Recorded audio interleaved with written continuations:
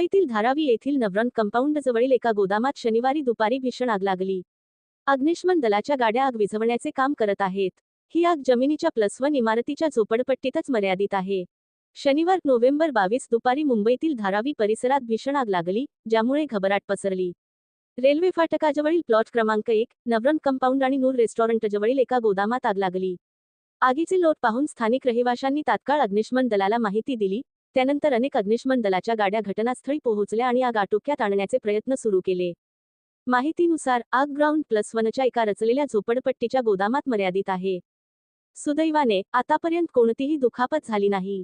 बीएमसीचे मुंबई अग्निशमन दल, MAB police, 108 रुग्णवाहिका आणि बीएमसी वॉर्ड कर्मचारी घटनास्थळी बचाव कार्यात गुंतले. मुंबईतील माहीम स्टेशनजवळ आग लागली, ज्यामुळे 8 ते 10 घरांचे मोठे नुकसान झाले.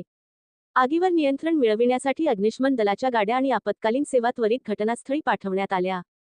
आतापर्यंत कोणत्याही जीवितहानीबद्दल वृत्त नाही. दरम्यान, आग जवळच्या माहीम स्टेशन परिसरात पसरली, जिथे अनेक झोपड्या आगीत जळून खाक झाल्या.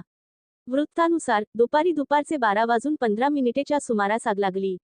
आग विझविण्यासाठी अनेक अग्निशमन दलाच्या गाड्या आणि 7 पाण्याच्या जेटी घटनास्थळी दाखल झाल्या. सध्या आग आटोक्यात आणण्यासाठी 7 अग्निशमन दलाच्या गाड्या आणि 7 पाण्याच्या जेट पूर्ण क्षमतेने काम करत आहेत.